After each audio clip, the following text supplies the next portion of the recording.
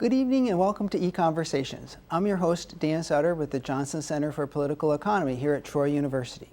The Alabama State Legislature just passed a bill to allow the city of Troy and Pike County to enact legislation allowing draft beer sales here in Troy and Pike County. At the Johnson Center, we're celebrating this recent victory for freedom. Now, we actually think that there's some reasons to believe that this is an important policy measure for the city and the state, besides just allowing us to quench our thirsts. And to discuss how it is that the draft beer and personal freedom matter for the city and for the state and for the country as a whole, I have two of my colleagues from the Johnson Center here with me this evening, Dr. Daniel Smith and Dr. Scott Beaulier, the director at the Johnson Center. Welcome back to the show, everyone. Glad to be back. Thank you. So we are celebrating this this achievement for freedom, that we may have draft beer here in Troy soon, but it is an important issue for the state as a whole, right? Yeah, absolutely. I do support it on just a personal belief, because I would like the freedom to have a draft beer every now and then, but my support of it is a lot deeper than that. I think there's entanglement between economic and social freedoms, and it's really hard to pull them apart and say I support one but not the other. In fact, oftentimes curtailments of one necessitate curtailments of the other. For example, with draft beer, to take away that social freedom requires restricting economic freedom on the part of bartenders to serve what their customers want, prevents voluntary exchange, and it also, to some extent, allowing the government to control one part of our lives, like what we can drink. It also encourages meddling in other aspects of our life. If what we can drink has to be controlled by the nanny state, then certainly healthcare, labor law, and gun rights should also be controlled by the federal government as well. And it seems like there could also be a danger that rules that could be advanced for personal freedom rationales could also be helping one business at the expense of another. That's definitely the case, and I think that's what's held back draft beer in a lot of different parts of the state, is this issue that distributors don't mind distributing bottles of beer. I think that the profit margin is pretty close to the same, if not greater, in keeping just bottled beer instead. So yeah, in addition to it being just something that you personally derive pleasure from, for many people, there are businesses who simply don't want to come to a place that only has bottled beer. If you look at Mellow Mushroom in Montgomery, it's a franchise based on different draft beers that they're offering their clientele. To come to a place and to be able to only sell bottled beer is just against their entire model as a business. And so draft beer is just one element of what we can call in a larger sense personal freedom, right? And Alabama, how does Alabama fare on personal freedom? Yeah, it is part of a broader aspect, or a lot of different aspects of freedom. And I think the young professionals coming to Alabama will look at that when considering whether to take a job in Alabama or not. How does Alabama rank when it comes to protecting these personal freedoms? And likely that also is going to represent, to some degree, the willingness of politicians to meddle also with economic rights as well. When it comes to personal freedoms in Alabama, unfortunately, Alabama ranks very poorly relative to the rest of the states. And when we talk about personal freedom, just to add to Dan's comment, you know, it's this Milton Friedman view of your freedom's ending where another person's nose begins, more or less. So you're free to go about your business, to own a gun if you so desire, to smoke a cigarette, to you know, ride a motorcycle without a helmet. And these things you know, seem like they're fringe issues, but taken as a whole, they're a pretty good indicator for how tolerant your state or your different district is. And it would certainly affect how well, you know, whether people who differ from others are likely to feel like they're going to be welcome in a community or in a state. Absolutely. So here we have some numbers here to sort of demonstrate what we've been talking at, the Alabama's problem with personal freedom. And these, I think, are from the Mercatus Center, George Mason University, right? Yeah, they put out a ranking of the states with economic freedom and personal freedom. And while Alabama does all right when it comes to the overall and physical freedom, when it comes to regulatory freedom, as well as especially personal freedom, they don't rank so well. So whenever people are looking at starting up a business, will they be able to attract employees to the state?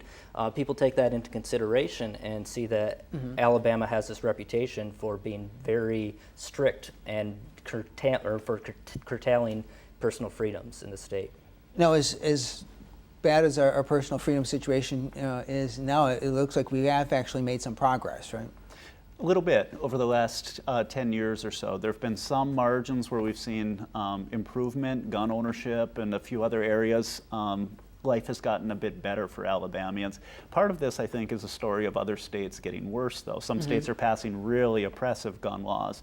Other states are getting tougher on drug use than Alabama. Alabama's basically been holding constant, and that allows you to get relatively better. And just on that previous slide that you just mentioned, you can look at it and say, well, Alabama's pretty good for business. It's pretty good for taxes and when it comes to spending. But attracting business is about a lot more than just good low taxes. And that's kind of the main point of this personal freedom literature is I want to live in a place where there's high quality of life. And that means more than just low taxes. Right. It means urban amenities, and it also means just having the freedom to be who you are. Mm-hmm. So we have been making some slight improvements here. And what exactly does this measure of personal freedom end up including here? Well, it includes a range of different measures that the Mercatus scholars felt reflected as a proxy the extent to which the state intervened or supported personal freedoms. Such things include guns, which actually was approved upon, but surprisingly, probably to the viewership, is that Alabama still ranks 26th when it comes to gun freedom. So they're still actually right about in the middle of the pack rather than being really good on that. Marijuana, they've improved recently. Alcohol, they're one of the worst in the nation. They're ranked 46th for. Gaming, the recent rating of the casinos again, right. When it comes to bingo, kind of reflects the extent to which those laws are still being enforced. Victimless crimes have worsened in Alabama. One aspect that Alabama actually ranks pretty high on, but did get worse on over this range, is tobacco freedom, and strongly, Alabama does have strong campaign finance freedom. So one of the reasons why, and people offer a number of different reasons why we need to restrict elements of personal freedom, and one is that some of these restrictions on personal freedom can affect some of the negative outcomes or bad societal impacts of, for instance, drinking. I remember in the 1980s, as we were raising the drinking age from 18 to 21, the argument kept getting made that we had to do this not because we didn't want 20-year-olds to drink, but because there was such a high rate of drunk driving and drunk driving fatalities amongst these individuals. So the idea was, like, if you strengthen your alcohol control laws, you can have fewer cases of drunk driving. Now, do the statistics actually bear this out?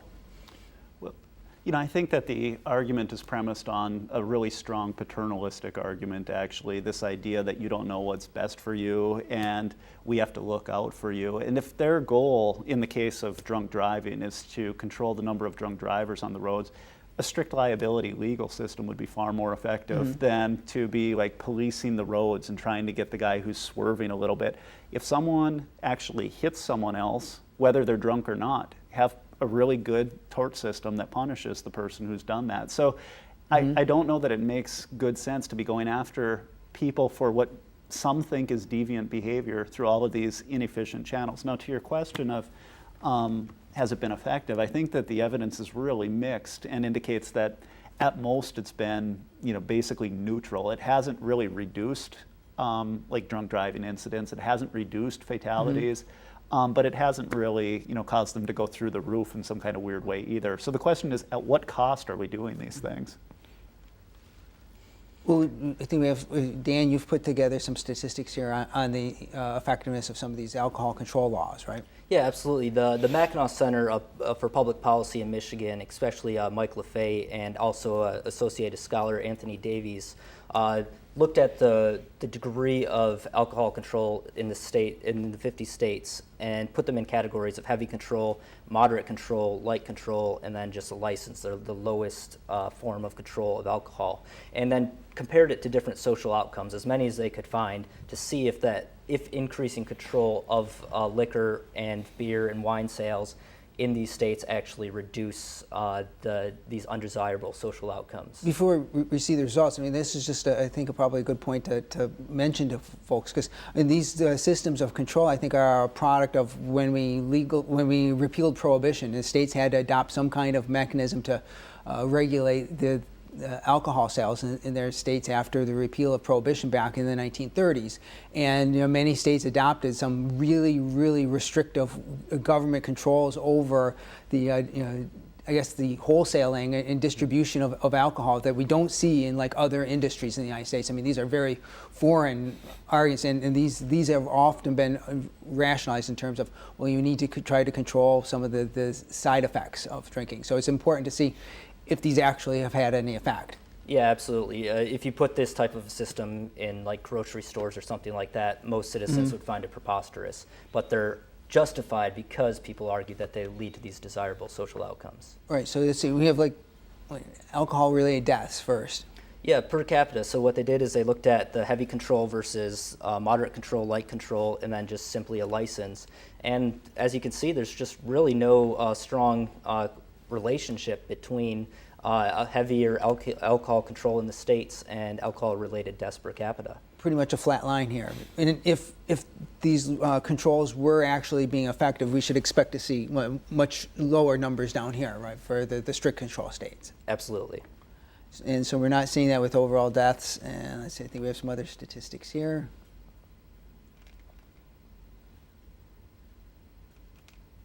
Oops.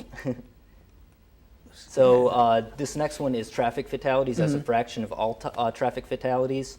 Once again, there's just no consistent relationship. It doesn't seem that heavier control of the alcohol industry ends up reducing alcohol-related traffic fatalities. This is illicit drug use. So some people argue that alcohol is a gateway, kind of a gateway drug to more illegal drugs. So they looked at that outcome, and once again, there just doesn't seem to be a consistent relationship. Pretty flat again. Yep. And not only are they flat, those are really small differences between these different states. Yeah, very statistically small. And then finally, binge drinking. Yeah, so this is just binge drinking, and this is a percentage of the population 12 and over. And once again, in fact, the heavier control, you actually see more binge drinking, oddly enough.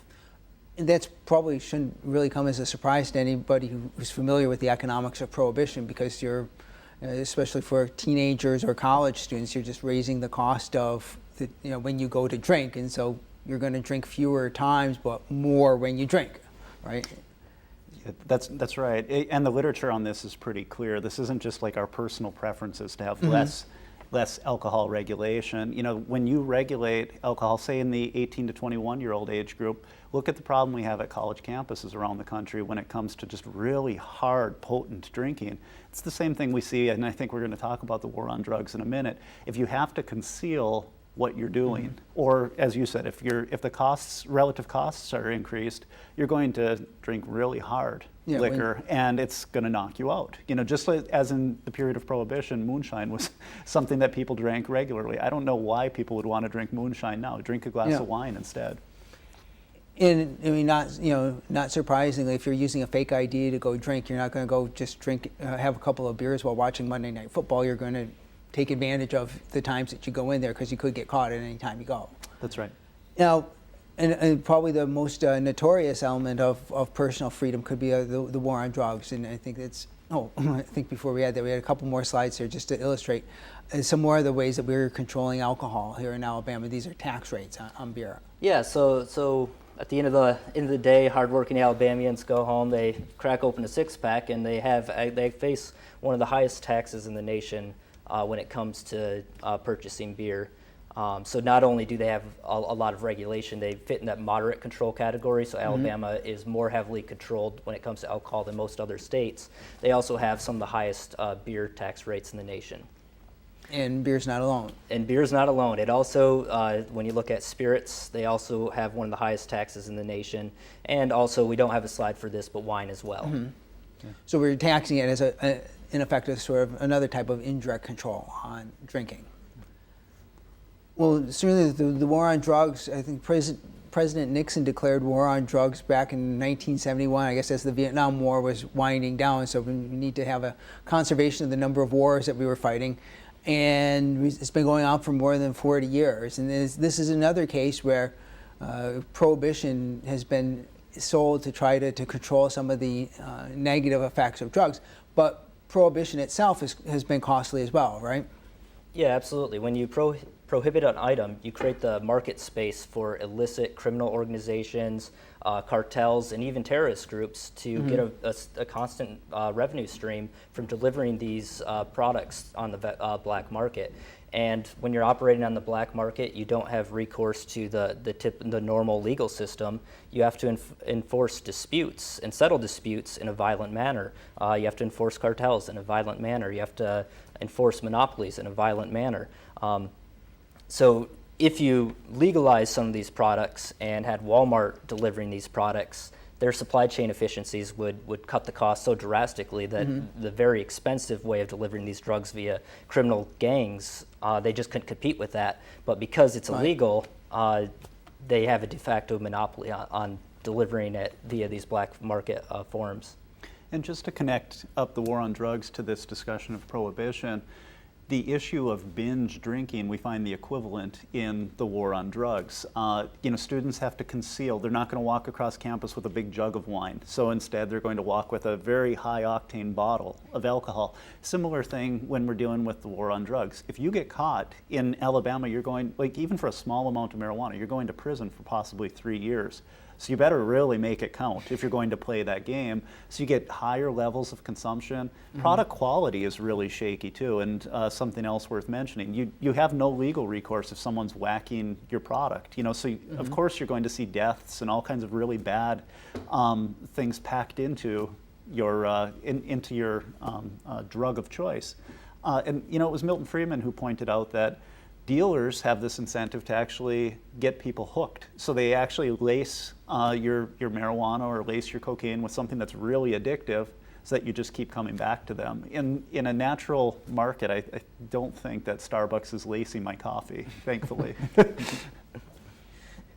And so we've certainly had a lot of negative side effects of drug control policies themselves. And I think that's an important thing to raise. I mean, people who are opposed to the war on drugs or drug prohibition aren't necessarily doing it because they think that drugs are a great thing or a nice thing for society. They can recognize many of the costs on families, on individuals, on communities that drug use imposes. But prohibition has its own costs, and in many cases I think we've seen that they're quite significant. And one of them is, I think if we can look at our next slide here, for our incarceration rate in the United States. These are the 2013 incarceration rates of the countries in the world with the highest incarceration rates. They don't tell a good picture, do they? No, and unfortunately, a lot of these are for nonviolent offenders, such as drug users, and it shows and it's more than that. You don't really grasp how you're disrupting people's lives. Once they go to prison, they have curtailed opportunities in the future. They get hardened into the criminal way of life. They're more likely to, once they get out of prison, to actually stay in that criminal life and continue on their path of drug addiction.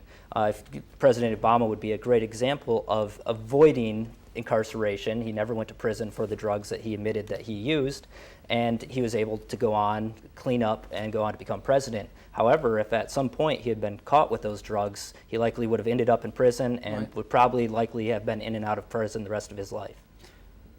One takeaway from this set of countries, if your viewers can see it clearly, is that it's not exactly a club of countries the U.S. should aspire to be in. You've got Russia, you've got Cuba, Rwanda, Georgia, not exactly the places that are best when it comes to treating people like human beings, and that's essentially what we've done with our war on drugs and with just really aggressive enforcement efforts to imprison people and just completely destroy their lives. So other countries in Western Europe, which we often aspire to be in terms of our economic landscape, are way ahead of us when it comes to this issue of imprisonment and dealing with tough problems like drug use. And there is the double cost. You mentioned the fact that it's hard for people once they've been in the prison system to contribute economically. They're not contributing while they're in prison. They're not working. They're not contributing to increasing the pie. And it's quite expensive. Prisons are expensive to keep people in, right? Yep. One of the things that I think is important to mention is that the Another aspect of drug reform recently has been across the states reforms of marijuana laws, and in particular the medical marijuana issue. Well, I'm sorry, we were going to talk about something else first. One last aspect of this, before we get to medical marijuana, we have one more thing to talk about here, and that's the racial element of both the origin of prohibition and then a lot of the effects of the enforcement of drug laws in the country today.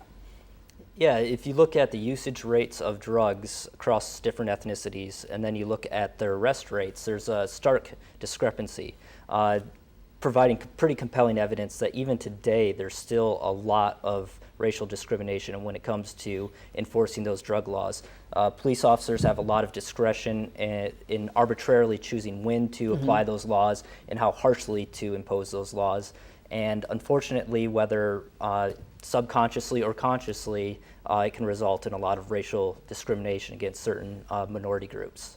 Go ahead. Yeah, it's not only an anti-black policy, but it's also an anti-poor set of policies. You know, so if you're poor and you're just trying to get ahead, and you just get caught with the wrong group, or you're a child of someone who's poor and you get brought up in an environment with gangs, your fate in life is essentially sealed because of some silly substance that you were around. And that aspect of the judicial system, I think a lot of folks on the left are pointing out, is something that's deeply unfair and maybe one of the worst things driving poverty that we're seeing in the country today. You wonder why the war on poverty just hasn't been successful at 50 years. The war on drugs has a lot to do with that. They're commingled, and one is just at odds with the other. And we do have the medical marijuana issues as well that's been extending this. And I mean, currently in Alabama, we don't have medical marijuana legal, correct? I think there's been some recent action in the with the governor in the recent legislative session on this. However, I think there's still a lot of room for improvement when it comes to a qualified physician subscribing certain types of medical medicines for their patients. I think it even comes down to a moral issue that the physician should be able to prescribe the types of medicine that they want to their patients, and unfortunately that's being denied to Alabamians. And that's really harmful to Alabama, especially when they're trying to attract retirees. There's a lot of medical illnesses where it can alleviate some of the symptoms. It's far safer and less addictive than a lot of the depression meds out there, as well as some of the painkiller medications. So it'd be improvement in terms of medicinal quality available to Alabamians if they allowed medical marijuana. In this, this issue, I think particularly is one that really gets at me, because actually it's many times easier to understand why we have laws restricting economic freedom, because usually somebody benefits from it. A law that gives one firm a monopoly, it was okay, you understand. It's like you want that law in place because if you're the monopolist, you're better off, and you can understand the economic incentive. As economists, we of course don't want to see that happen, but it's understandable. But I think when you get to the level of medical marijuana, it's really hard to understand why some people are so opposed to this, because I mean it's other people's lives, and maybe the medical marijuana is going to help them beat cancer, and maybe it isn't. But they're not hurting you by taking it. Maybe you're helping, and it's a matter of life or death. And how can you feel so much antipathy towards your fellow citizens to just think like, well, I'm going to deny you this. It might be your last hope, but who cares? Just because I'm afraid that maybe if you can get a prescription for it, somebody else will get a prescription for it who doesn't really need it, and it's just looking to get high. And it shocks me that people can feel so much antipathy towards other people that feel that this is something that they really have to bust down on. We've hinted at this issue of the impact of these laws of restricting personal freedom on growth, and I think that's one thing we just want to come back to here at the end. And Alabama does face, we are a relatively poor state. We are trying to attract businesses from out of state and improve our climate, and we've certainly made some progress on personal freedom. The ranking does show we've improved a little bit, but laws like this can really impede our efforts to try to move forward, right? Yeah, I think that's right. Just to echo your last point real quickly too, this issue of not even allowing medical marijuana in our state is one that I think is just it's deep in our culture to be paternalistic and to feel like that person's doing something I was taught is wrong, and to not be able to just turn a blind eye and say, hey, if they're making a wrong choice and it turns out poorly, that's their problem, and to not be able to just draw a firewall against what other people are doing, but to instead have to meddle and say, I learned that pot is bad because I heard about this movie called Reefer Madness back in the day, or some other absurd reason to ground that drugs are bad, alcohol is bad.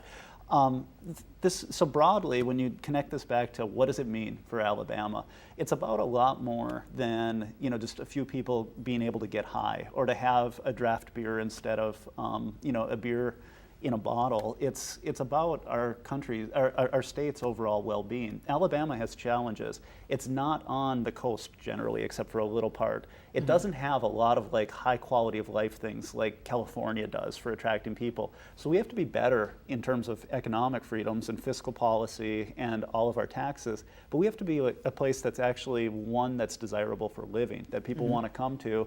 And in that area, we're not doing very well. Imagine a Mercedes-Benz executive. We have Mercedes here in the state coming to Alabama and running into frustration at every turn about getting a beer. That's what's holding back our state to an extent that it's really hard to get your mind around on just how big of an impediment it is. We do see when we look at national data, some states are really growing. And they're also very personally free. North Dakota, South Dakota. Yes, there's an energy boom out there, but they're also just leaving their people alone. New Hampshire is one of the outliers in the Northeast. It's growing, and it's also personally free. Then you have states that are really bad on personal freedom. New York, Illinois, California. All of them are not particularly good. They regulate people's lives significantly, and they're stagnant in terms of their economic growth. So the relationship is really complex on whether it's a big driver of growth, but if you just apply basic intuition, it seems like it can't hurt. And it is sometimes a matter of perceptions and not just always the reality, because most people probably don't peruse the personal freedom rankings and know all the scores and everything, but they form impressions. That's right. And when you hear a story about something in a state like Alabama, that impression can stick with people for quite a while. That's right. Yeah, absolutely. Like the rating of recently, they just made home brewing legal, but before that they had rated people that had home brewing equipment and stuff like that. That was all over the internet. People were complaining about it in other states, saying how could a state actually not allow home brewing? Especially with it becoming a growing part of the economy. Microbreweries have sprung up all across the nation. Auburn recently just introduced a brewing master's degree. So it's a really important growing segment of the population, an important part of the quality of life for a lot of citizens. So at least they made that step forward, and hopefully they can make steps forward on other issues when it comes to personal freedom. Well, gentlemen, thank you very much for coming on. I think this was a spirited discussion, and I know it's an issue that we feel strongly about. And thank you for joining us this evening. Join us again next week for another Econversations.